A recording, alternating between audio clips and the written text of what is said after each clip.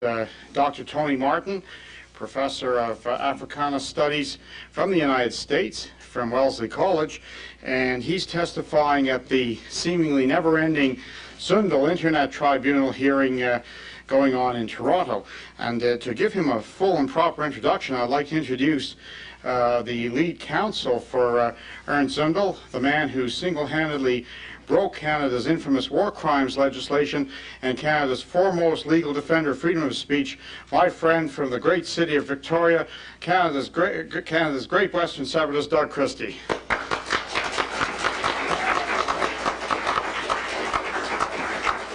Thank you very much. Thank you very kindly, Paul. Those kind words are much appreciated. Ladies and gentlemen, about 15 years ago when I... Thank you very much, Doug Christie. I'm very humbled by your very generous introduction. Thank you, Paul Frum, for setting up this lecture tonight. Thank you, Barbara Kalashka, the member of the Zundel team with whom I've had most contact over the last 2 years. It's amazing how time flies. It's been over 2 years already. You know my topic for tonight. I was asked to speak for about 45 minutes, so conveniently there's a clock right in front of me, so I'll keep my eye on the clock. I will begin my talk tonight in similar fashion to the way I begin the book, The Jewish Onslaught. I was minding my business, teaching my course on African American history at Wellesley College in February of 1993, as I had done for 20 years, when a strange thing happened. The long arm of Jewish intolerance reached into my classroom.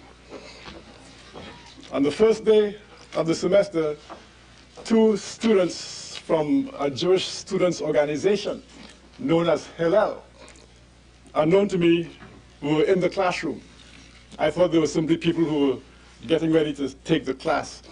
They remained in the classroom for all of 1 day. They never came back. But that 1 day was enough to convince them that I was an anti-Semite, that I was teaching an anti-Semitic book, as they put it, as truth, quote, unquote. The book was a book published by the Nation of Islam, The Secret Relationship Between Blacks and Jews. It's a relationship which, in a sense, is not secret, because Jewish scholars themselves for many years have documented their involvement in the transatlantic slave trade of Africans that brought Africans from the African continent to the Americas. Even though the material had been published for a long time in scholarly tomes hidden away in libraries, and in that sense was not really secret, yet and still there was an element of secrecy about it, because the average person, Jew or non-Jew, really was not very aware of that very significant Jewish involvement in the African slave trade. I myself, as a professor of black history, and as one who had taught black history for over 20 years, for 20 years at Wellesley College, for a couple of years before that elsewhere, I myself was only vaguely aware of the Jewish involvement in the African slave trade. By some accident perhaps, or maybe by some design, the textbooks, most of the textbooks that most people read dealing with the slave trade, even when they mention Jewish involvement, they never identify those involved as Jews. One walks away from those books with the impression that all of these people must have been Christians, when it's to the detriment of some other group, they would normally identify that group. But whenever Jews are the ones who are doing wrong, somehow they tend to tiptoe around the question of ethnicity. So here was someone like myself who had taught, who had studied this for over 20 years, and I was only vaguely aware of the Jewish involvement in the African slave trade. The book, The Secret Relationship Between Blacks and Jews, had been published about a year or 2 earlier. I had seen an advertisement for the book, I had bought it. I was very fascinated by the information, and I did then what I always do as a hopefully good teacher, and that is, whenever I discover new exciting material, I modify my course syllabus. I add it to the course. I like to keep my students abreast of new information as I gather new information. So that's what I did. I included this material in my course outline. It so happens that by the time I got around to putting the book into my course outline, the Jewish organizations had apparently already, become aware of the book, and they had already made a decision that this was a book that was to be suppressed at all costs. There's a black professor at Harvard University by the name of Henry Louis Gates, known as Skip Gates for short. He has been a major spokesperson for the Jewish onslaught, against black folk. And he had already, unknown to me at the time, but he had already written an op-ed in the New York Times attacking the book. The op-ed actually had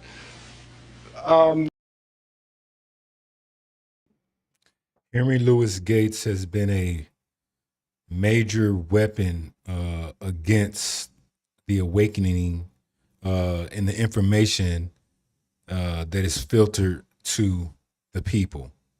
Henry Louis Gates, he's one of their main weapons used to pacify, divert, and to distort information that would free the minds of many people. So you'll hear that name when you're studying certain aspects of quote unquote African American history. Henry Louis Gates is one of their main weapons. The typographical, the way the typeset was laid out on the page was actually in the shape of the Star of David. So here was an op-ed in the New York Times. I am told, I don't know if it's true, but I am told that this was the first time in the history of the New York Times when anyone had been given an entire page for an op-ed. Such was the importance that the Jewish establishment assigned to this book, that they took the unprecedented step of assigning an entire page for an op-ed denouncing this book. And they typeset the page in the form of the Star of David. And Henry Louis Gates was the editor, was the author of that op-ed. So by that op-ed, they had signaled in the most powerful way at their disposal almost, certainly in the media. This is the New York Times now, a full-page op-ed, Star of David. This was their way of signaling in no uncertain manner that this was a book that all should stay away from. Around the time that I introduced the book to my class, the Boston Globe, I live in Boston, the Boston Globe had also published an editorial on this book. So this was their way of telling people like me that we had better approach this book at our peril. Now, of course, I was not fully cognizant of all this. If even I was, it would have made very little difference. I tend not to be influenced by other people's opinions if I strongly believe in my heart that I'm doing the right thing. So I introduced the book. So what happened was that the Hillel students, this Jewish organization Hillel, the Hillel students who sat in my class on that first day, they said afterwards that they had gone to the student bookstore in the days approaching the beginning of the semester. They claimed that they had happened upon this book, on the shelves, and that had caused them to come to my class on the first day to see whether I was teaching this book as hate. Of course, for anybody who has ever been in a university, you know that very little actual teaching is done on the first day of class. On the first day of class, you take people's names, you introduce the syllabus to them, you give them an idea of what to expect, how many exams, and what will be on the syllabus for the semester, and so on. But you don't really get substantively into the material. Anyway, after the one day, they just went about their business and claimed later that they were convinced that this was a hateful book that I was going to teach. Things escalated very rapidly thereafter. Apparently, they went to their Jewish rabbi on campus. I'm still not sure if they acted independently. My suspicion is that from the very beginning, they may very well have been in collusion with someone else, but I don't know. They went to their rabbi. The rabbi called me, tried to set up a meeting. They went to the chair of my department, Africana Studies. They went to the dean of the college, one Nancy Kolodny, who apparently is a very observant Jew. They went to everybody they could. I told their rabbi when she called me, I said to her, well, okay, I tell you what. If you think that this book is racist and anti-Semitic, and I ought not to be teaching it, she wanted to come to my office to have a meeting with me. So I told her, well, I have a better idea. Why don't you come to my class? If you think the book is so awful, I will give you an opportunity to come to my class and to talk to my class directly about how awful this book is. I will let the class read the book, and then I'll let them decide for themselves whether what you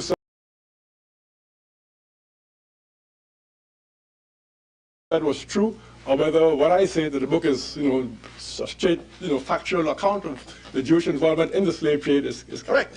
This, to me, for anybody genuinely seeking truth, would have been a golden opportunity, to bypass me and come direct to my students.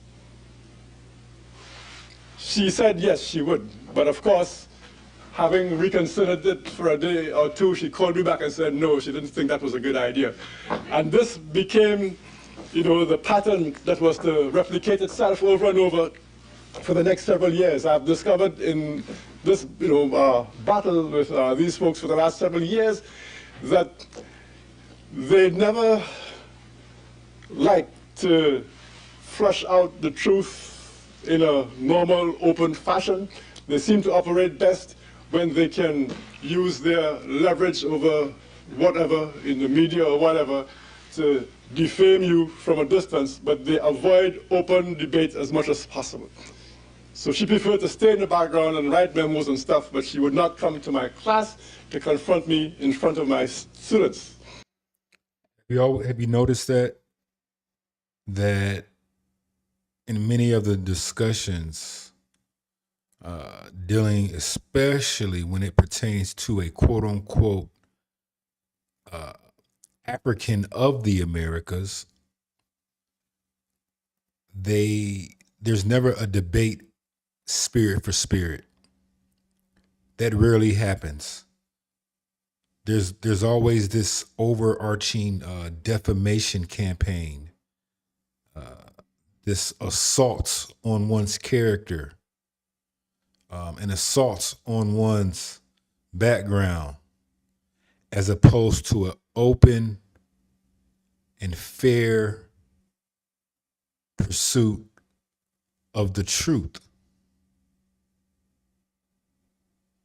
especially when it comes to dealing with an African of the Americas.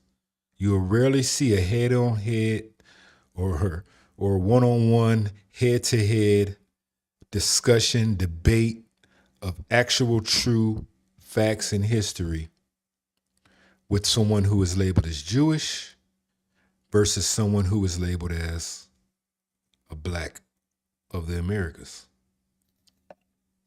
They can't go spirit for spirit. Things escalated again very rapidly. We have an institution called Academic Council, whereby it's basically a faculty meeting that takes place periodically. A few weeks afterwards, I'm not sure precisely when, I went to an Academic Council meeting, and to my surprise, my chairperson, another black person like myself, from my own department, obviously Africana Studies, to my surprise, he got up and made an impassioned speech denouncing me as an anti-Semite. He was followed by a Jewish professor. They had set this up prior to the meeting. This was an unusual procedure for an academic council meeting, but they had obviously set this up.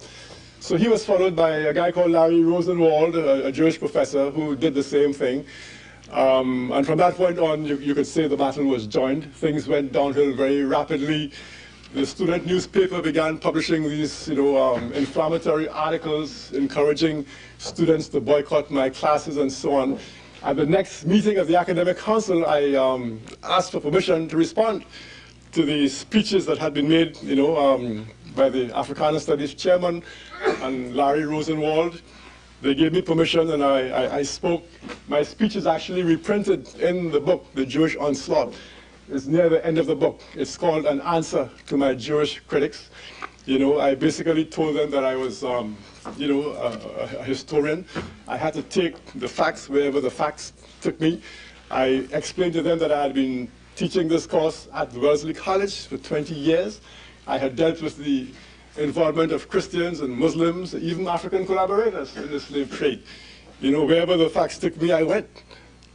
I had become aware of the Jewish involvement, and I saw no reason why anybody should object to my dealing with the Jewish involvement. And I asked them rhetorically, who were they who gave them the authority to come into my classroom to tell me what I should teach, what I should not teach.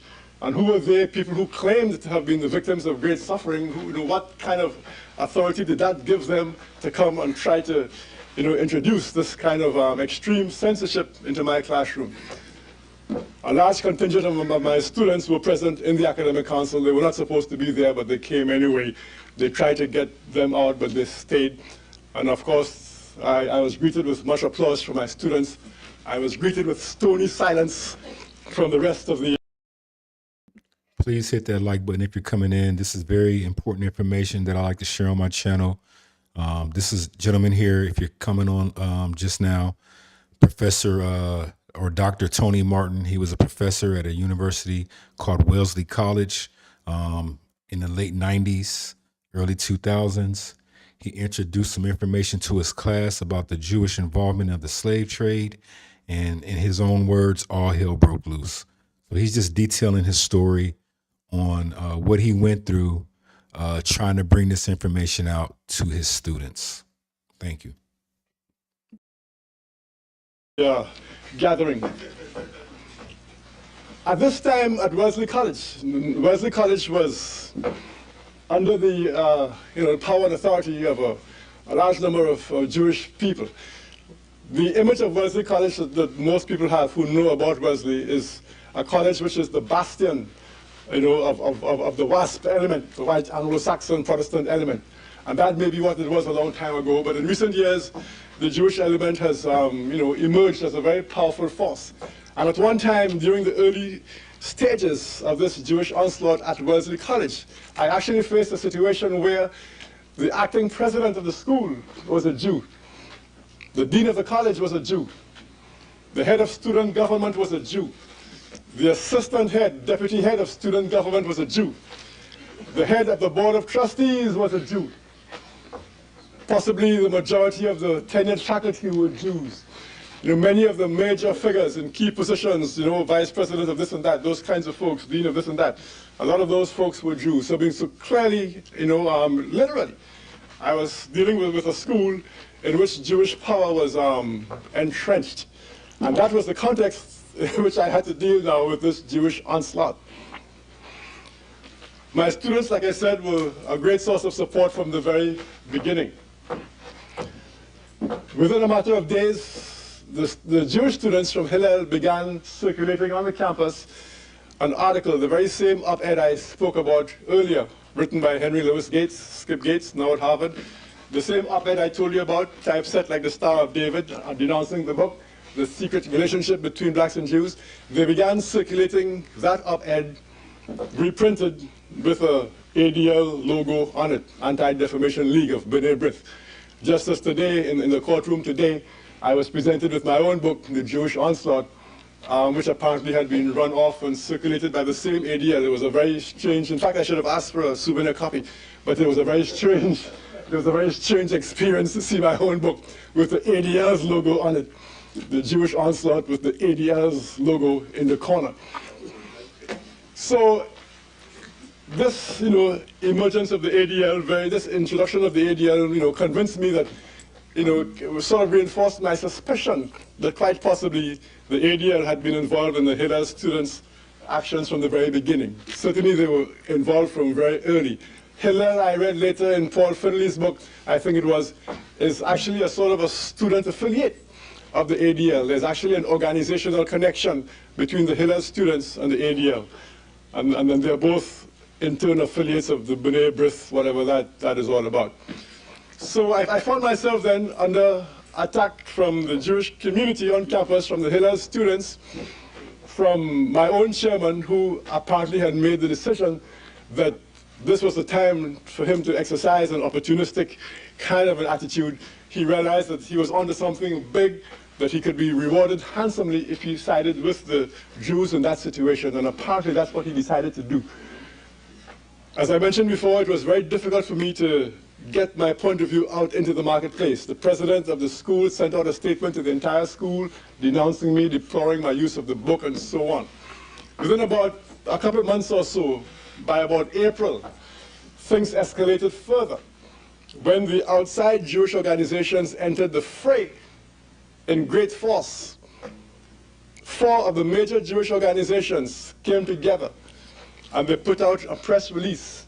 I've actually seen, in fact, I have a copy of the press release. I don't even recall where I got it. But in the book, The Jewish Onslaught, I liken this press release to a medieval scroll It reminds me of the kinds of scrolls I used to see as a kid when I went to watch Robin Hood movies. You know, the sheriff of Nottingham would come and he would unroll a big long scroll denouncing Robin Hood, and he would tack it onto a tree someplace in Sherwood Forest. It was that, literally. I mean, I've never seen anything like it. It was about this. It's actually amazing how well the media works on us. An article, a commercial, a news report. It's fascinating how hypnotizing these things can be to us as far as how it sways our opinion on information. Okay, so Dr. Martin here is discussing how they start circulating some paper about him on campus. This is after he invited the dean or some Jewish advocate to come speak to his class about the information in the book. He offered for them to come and speak about the information that he was presenting to his class. But instead of doing that, they take the media route. It was a real medieval scroll. Subsequently, I discovered, and I mentioned this in the book, but I think I discovered it on radio. They had me debating some Jewish guy one night on the radio, and he actually said that this was unprecedented. This guy was a top official of the American Jewish Congress, I think it was, or committee, one of the two, in Boston. And this group was one of the signatories to that scroll, that press release.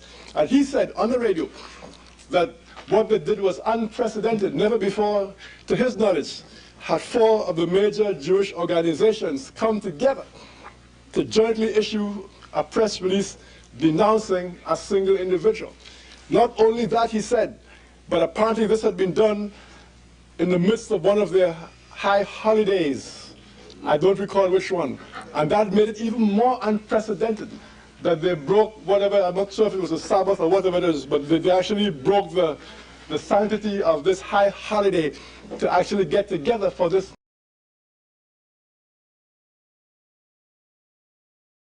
political purpose. So that was the level of priority which they assigned to denouncing my use of this book. I'm talking about the Jewish involvement in the African slave trade.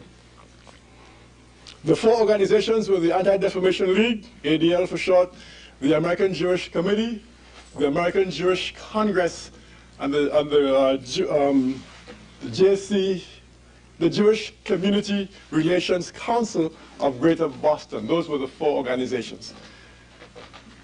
The press release which they put out was a sort of a model of lies and deceit.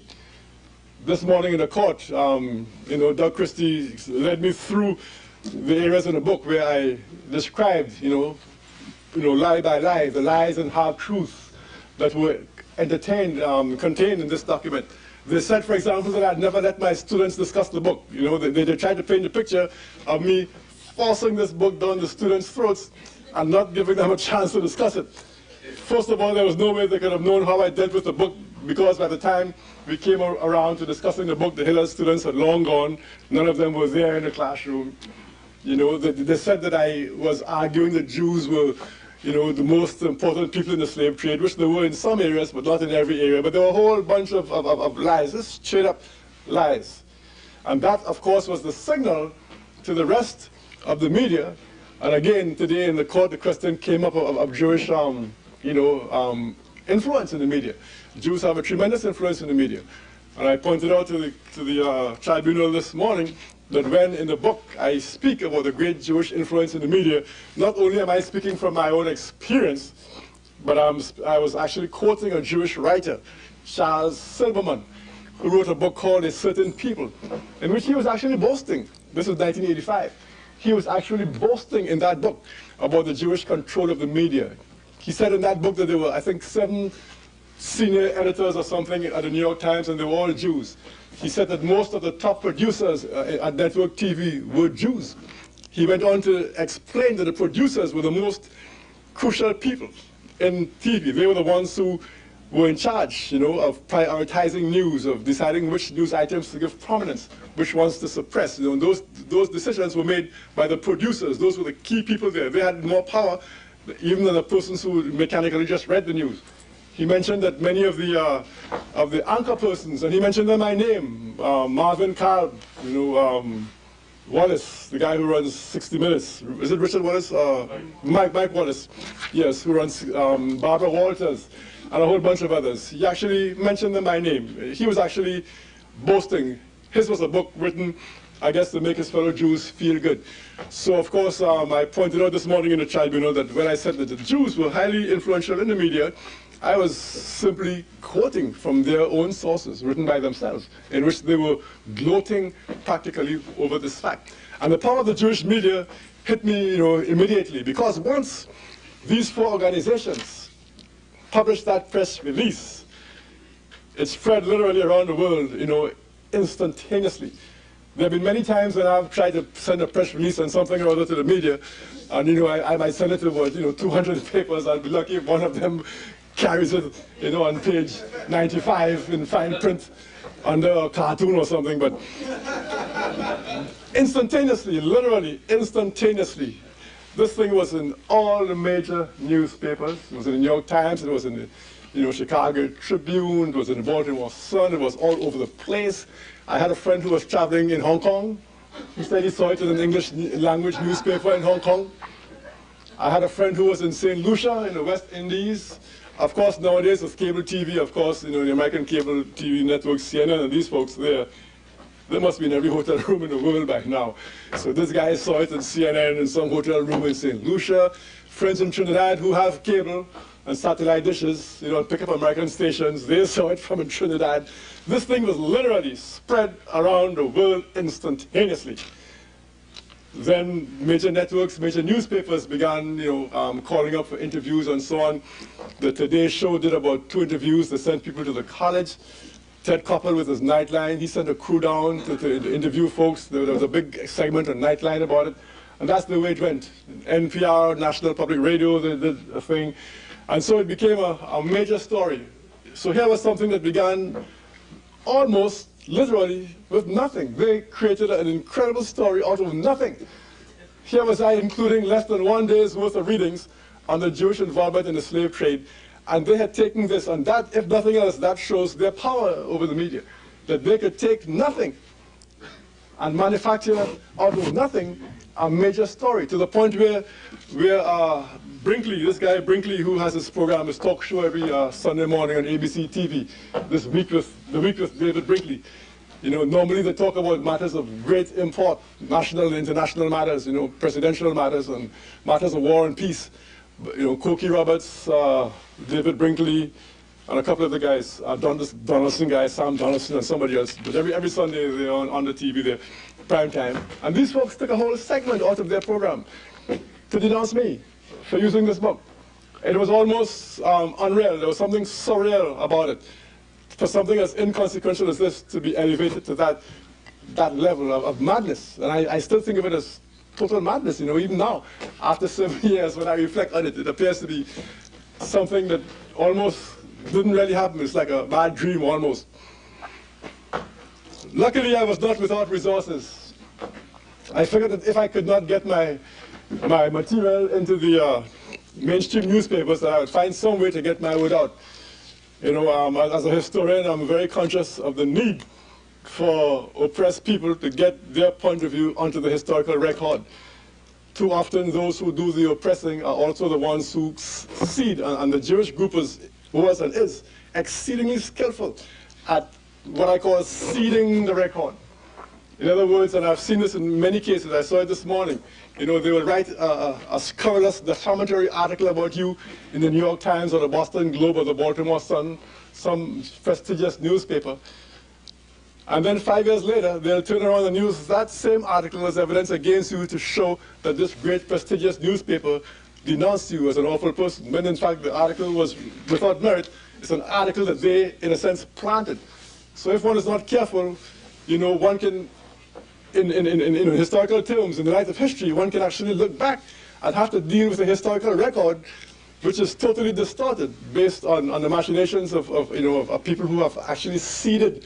I have to kind of stop there and say one thing about that. That's interesting. So imagine all these sources that we're citing from 100 years ago, 200 years ago, 300 years ago, 400 years ago, from the inception of the United States of America. They write it in a lie or whatever it is. And then, like he said, 5 years later, they can come back and cite the source from a lie they wrote themselves 5 years ago. Amazing. The historical record over the years. So I discovered that when I was a historian then, and aware of all this, I figured that I had to find some way to get my point of view into the marketplace of ideas, as I put it. And that's when I hit on the idea of producing my broadsides. Over a period of maybe 2-3 years, I did 4 broadsides. The first broadside I called broadside number 1. And I think this really blew their minds. It was called Blacks and Jews at Wellesley News. Broadside number 1. And it went through 4 editions, up to broadside number 4. And this amazed them because in the past, in fact, and subsequently too, the power of the Jewish organizations is so great. And this is real power. I mean, they've destroyed so many people that, most people, I think, who find themselves in confrontation with them tend to back away or apologize or run away or, play dead or something. And the way they attacked me, one could tell they attacked me with full confidence that they would just roll all over me. Who was I? A single individual in a school surrounded by a Jewish power structure in the school in which I was teaching. Black person in America, wasn't even born here, so who was I? And there was this sense of extreme confidence that they would literally just roll all over me. And so the broadside blew their minds, it took them by surprise. I don't think they'd ever had to deal with anything quite like it, because here was I, my poor little lonesome self, basically, joining battle with them. And what I did in the broadside and what I eventually did in the book, The Jewish Onslaught, and again, being a historian was very useful. I decided to place my situation in a wider context. I began to look again at the whole history of Black-Jewish relations in America, because, and I think this is one of the reasons too why they were so upset with this book, the book published by the Nation of Islam, and that is there has been an elaborate myth that has been developed in America over a number of years, whereby the Jewish community has positioned itself as the great liberal force pertaining to the blacks in America. In other words, their position, the myth is that, other white folk may have done you this and that, enslaved you and whatnot, but we were always your friends. We were the ones who always helped you. We suffered just like you as a... He's bringing out an excellent point here. You will always see on these Jewish advocacy programs or groups boast about the involvement of Jewish individuals and organizations in the quote unquote civil rights movement, which was a scam looking back. But in fact, they were some of the main perpetrators of the slave trade. It's amazing. It's biblical level deceit, deception, and hatred that they have for the truth. Matter of fact, we suffered more than you, so we can totally appreciate your suffering. And what this book did, whether this was the intention of the authors or not, but what this book did in a sense, and I think that the Jewish establishment were the first to realize it, was that this book in a sense pulled the rug from under this elaborate mythology that they had developed over a very long period. Because if they were actively involved in the slave trade like everybody else, then clearly they couldn't have been that liberal from time immemorial as they claimed to be. So they saw this then as, again, just pulling the rug from under them, you know, and they saw this whole elaborate mythology of liberalism to black folk, you know, about to be demolished by this argument. So this was the mythology, and I decided to look again at that, you know, view of black-Jewish relations. And I pointed out that the civil rights struggle, which they claim to have been so helpful in, that the civil rights struggle was, in a way, their involvement in the struggle for civil rights, in a way, was motivated by self-interest, that very often they were the ones who benefited very often from, you know, the civil rights struggle of blacks, that they helped the struggle as long as they could control it. As long as they could control it and dictate it in the areas which were beneficial to them, that was fine. When the early civil rights movement, the early non-violent Martin Luther King integrationist sort of phase of the movement, when that sort of moved into the more black power, militant, black separatist phase of the 1960s, when people like Martin Luther King began to be supplanted by people like Stokely Carmichael, like Malcolm X and so on, as the major influential figures in black America. When that happened, and when, as a consequence of the black power revolution, when many of those Jewish-led organizations found themselves, when the Jews found themselves being expelled, because black power said, we want to control our own struggle, you know, we want to be in charge of our struggle. This is a black struggle, we want to be in charge of it. And many of the civil rights organizations in the 60s, when civil rights turned to black power, began expelling the white members. But these white members, who very often were in leadership positions, were often Jews. So the Jews began to lose their position, yes, of power inside of the civil rights movement. And all of this was my argument in broadside number 1. And so I argued that when they found themselves being expelled from the civil rights movement, then in a sense they fell back on plan B. Plan A was to infiltrate the movement, run it from within. When they were no longer welcome within, plan B was to show a more severe, hostile face. As long as they were within, they could show a benign face. As long as that benign face was enough to further their goals and secure their self-interest, that was, you know, there was no need to be overtly hostile to the movement.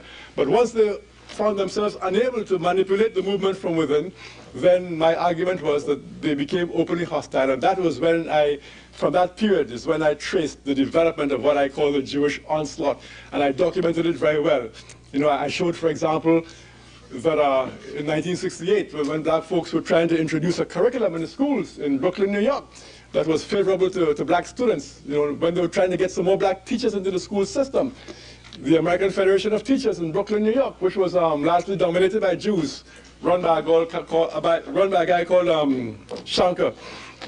You know, they struggled against black parents' efforts to have, you know, a relevant curriculum, and defeated their efforts eventually. You know, and were able to reimpose, you know, Jewish domination over the teaching of black students and so on in Brooklyn, New York. I showed that when Andrew Young, who was the first black person appointed by President Carter to the UN as a US ambassador to UN, I showed that when Andrew Young, who was of course a great icon in the black civil rights movement, a very close aide to Martin Luther King and so on, I showed that when Andrew Young, as US ambassador to the UN, came up with a bright idea that if he, as US ambassador, was to mediate the struggle between Palestinians and Jews, then he might as well talk to both sides. It seemed very logical to him that if he was mediating the struggle, he might as well talk to both sides. Seemed like a normal, natural thing to do. But of course, the Jews would have none of it, and they got him fired. They put pressure on Carter, and they fired him. And that's one of the few times when the sort of mainstream, moderate civil rights leadership became so incensed that for a moment they became upset with the Jews. In fact, I quote in the book Julian Bond, the same guy now who has become a great spokesman for the Jews once more. But Julian Bond, for a short while, actually attacked the Jewish leadership over that issue. So these and other developments I highlighted. I talked about black professors who had been fired. I talked about Professor Fred Dubé, a South African, at the State University of New York in Stony Brook, who suggested to his students in an international relations class, he gave them 12 possible essay topics. And one of those topics was a topic which was very topical at the time in international relations. the General Assembly of the UN had just passed a resolution stating that Zionism was racism. So he gave them this, topic, and this was simply one of about a dozen topics he gave them. He said, well, here are 12 topics, choose one, write me an essay, term paper, or whatever. And that was enough to get him fired. The Jews mobilized, they went to the chancellor of the New York system, and they got him fired. So these and many other cases I documented, all of these stemming from that period in the 1960s or so, when Jews began to be expelled from the civil rights movement. I showed how Jews had been among the founders of the NAACP. And I showed how even from the early days of the NAACP, they had used their position in the NAACP to undermine and to dominate and to manipulate the black struggle. Just around the time that I was doing this, I think it was in 1993, the Memphis Commercial Appeal, a major newspaper in Memphis, Tennessee, the Memphis Commercial Appeal, just by coincidence, published. You have to ask yourself, why so much focus on these slaves? Why so much Jewish involvement in the day-to-day or the movement, the intellectual movement, the spiritual movement, the financial movement of who we are called, or who the world calls Black Americans, or Americans, Blacks of the Americas? There's something much more spiritual going on in here. Something much more sinister, and I would have to say evil going on that meets the eye. It's a dark, dark story.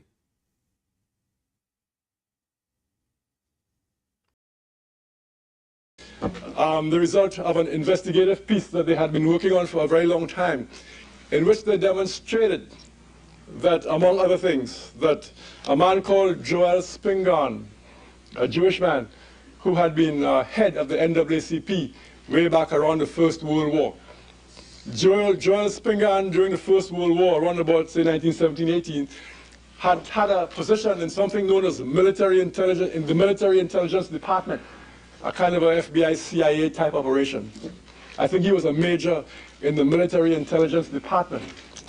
And the Memphis Commercial Appeal showed that Spingarn was simultaneously head of the NAACP. He was a Jew running the NAACP, and simultaneously, he was also a major, I believe, in the military intelligence department. And he was using his position in the military intelligence department to obtain information on the black leadership. At one time, Spingarn actually called together the entire black leadership in America. Of course, people like, the more radical people didn't go. People like Marcus Garvey didn't go. But the whole mainstream, if you like, black leadership assembled in this man's farm in upstate New York, a place called Armenia, I think it was. So here was this man who was spying on these black folk, had all of them in his yard, so to speak, under a tent, feeding them for several days, reporting back to the military intelligence department. So all of this I documented then in broadside number 1. So what happened then was that whereas they started this onslaught by trying to crush me for doing something totally innocent, with the broadside, I guess, again, I'm not even sure if I deliberately intended it to be this way or not, but by the broadside, what I did, intentionally or otherwise, was to sort of broaden the whole scope of this battle now, because no longer were they dealing with me simply on a question of the Jewish involvement in the slave trade, but in a sense, I sort of widened the field of struggle now, and they found themselves having to defend their position in black organizations, and I further attacked their whole mythology of being this liberal element in the black population for a large number of years. So broadside number 1, I believe, is what really, blew the whole thing open. At this point, they were just totally upset with me, and the level of the intensity of the whole thing, reached a very frenetic level. Luckily for me, in terms of getting my word out, in their frenzy, they actually, for a short while, gave me a little opening in terms of getting my word out, because the major news organs, people who would not normally have responded to my overtures, but who were responding to the Jewish organizations press releases and so on. Many of them, like I said, Nightline, the Today Show, a whole bunch of these big-time media agencies began coming to Wellesley College to do stories of this. I guess they were all fascinated by this black anti-Semitic professor who was bold enough, brave enough, or stupid enough to stand up to the whole might of organized Jewry in America. And they began coming to the campus, doing interviews and whatnot. And even though the interviews were always skewed against me, nevertheless, they still gave me an opportunity, if even was 2 seconds, or whatever they gave me, I took, because for me, here was a golden opportunity to get my word out. It didn't matter how they surrounded what I said by hostile commentary before I came on and hostile commentary after. I figured that somebody out there, if I got 2 seconds to speak, somebody out there might just believe what I was trying to say. And I think that in their frenzy, I think they actually shot themselves in the foot, because they actually gave me for a short while. I think they eventually realized that their attempt this was part of their attempt to destroy me. They figured if I was seen by the populace at large, that I'd be totally discredited. But in fact, I think a lot of folks did sort of tune into what I was trying to say. And so they gave me invaluable exposure for a while. By the time they realized what was happening and pulled back, it was too late. The word had gotten out, and by that time it had become a kind of a snowballing thing. And many smaller media outlets now began to contact me, outlets that weren't necessarily under the influence of the Jewish establishment. The black press was marvelous. The black newspapers were excellent. The black radio talk shows I found to be totally fearless. I was highly, I guess, grateful to the black radio talk shows, especially. Some white radio programs began to contact me. I began to get a lot of mail, of course, a lot of hate mail, of course, from Jews. But I also got a lot of supportive mail from black folk and from white folk as well. In fact, one of the great revelations to me around this whole issue, something I hadn't really suspected before, was that apparently there was a large white community out there who was sensitive to this kind of issue. And that's something I really hadn't been quite aware of prior to this onslaught. People would send me material. I have a whole library of books now. In fact, one of the reasons why the Jewish onslaught was able to be produced so quickly, and one of the reasons why I was able to get so much information, I was able to cram so much information, I was able to get so much research, into that little book in so short a time. And one of the reasons why is because so many people sent me information. People would send me books, they would send me references to other books. They would send me obscure articles, they would send me Xerox things, they would email me information. And so I actually, overnight, I had a huge archive of material that I could use. And I used it to very great effect in the Jewish onslaught. The book, The Jewish Onslaught, I began writing that book, which I believe in the summer of 1993. This would be maybe 6 months or so after the onslaught had begun. And I began writing that book as another broadside. The broadsides were normally 4 to 6 pages long, letter size, typical newsletter format. And I began writing that book. That was supposed to be another broadside. I sat down to write the book, and to my surprise, I had read so much by this time in such a concentrated fashion that once I sat down and began to write this 4-page broadside, the most amazing thing happened. It's like the information just began to pour out of me. I mean, it was like as though I was transfixed by some greater force. And literally, I mean, this thing just poured out of me. That book was written in about 2 or 3 weeks. I mean, I can't believe it. Looking back at it now, I can't believe it. But I had sort of absorbed so much of this information. And I had lived, on the front lines of this battle for 6 months. That it was, it had become part of me, part of my being, and it just poured out. And I was actually writing this book and researching it at the same time. I would write a few pages, I would discover there was some element I wasn't aware of. I would go research that, come back, write a few more pages, and people would be still sending me stuff. It was very hectic, but I put it together in no time at all. The book was finally published, I believe, early in December of 1993. And if the broadside #1 caused consternation, this book, I suspect that several leaders of the ADL probably may have had apoplectic attacks when this book came out. Because if the broadside blew their minds, this book, I don't know how I would characterize the impact that this book had on them.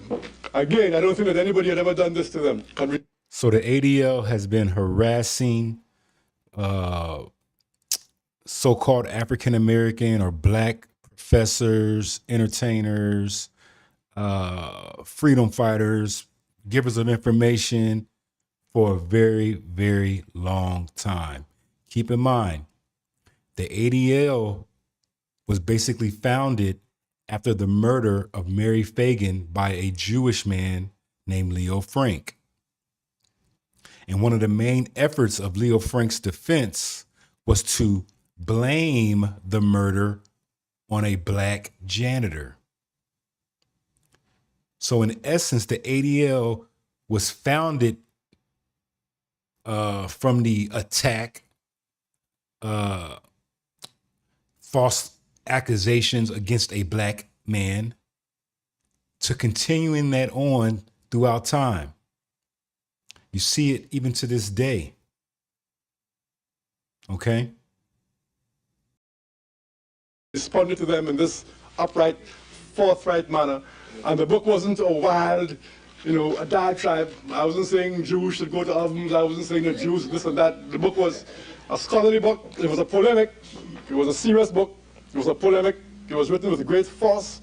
But nevertheless, it was a scholarly book. It was well documented. It was well argued. It was a revisionist book. It was revising that whole mythology of the liberal Jew, as far as he was in contact with the African American struggle. And again, the book had a great impact. And once more, and this is something else that I discovered. Despite their great power, they will sometimes shoot themselves in the foot. Despite their great power, their power has bred a level of arrogance, a level of carelessness. I guess they have won so many easy victories that they've gotten to the point where they assume that every victory is going to be easy. And when someone stands up to them, for a while, they almost don't know what to do, because it was as though they hadn't had to deal with that kind of a resilient force for a long time. It was something new to them, and with all the powers, almost as though for a short while they didn't know quite what to do. It's as though someone came along with a bag of tricks, and they had exhausted all their tricks. They had demonized me in the press. They had tried to get me fired. They had planted material claiming I was having an illicit sexual relationship with a student. They'd done all the things they normally do. They had pressured my employers. They'd gotten Uncle Tom Blacks to denounce me. They had pulled out all the tricks from this well-worn bag that they had been carrying over their shoulder for the last several years. And here was I now coming at them with a Jewish onslaught, a well-reasoned, serious book, a book which as I like to put it, I like the word conjure. I borrow the word conjure from Shakespeare. I think it's from Julius Caesar somewhere. But whatever happens, that book is a book which they will have to conjure with till the end of time. There's a power in the written word. That book is on the record. It doesn't matter how much they denounce it. It doesn't matter what they say. That book, they will have to conjure with till the end of time. 500 years from now, they'll have to conjure with that book. And it's a book which they, in a sense, are responsible for. Yeah.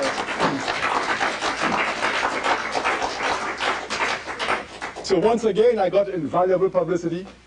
I think it was Nightline who actually held up the book. Could you imagine? I mean, that's publicity I couldn't buy in a million years. Nightline program with the Jewish onslaught, big up on the screen like that. And the book, I have my own publishing company, and that's the fastest selling book I've ever published. As a small company, I do small print runs. I did an initial print run of about 5,000, I think. That sold out in about 3 weeks. Thanks to Ted Koppel and Nightline and the rest of them.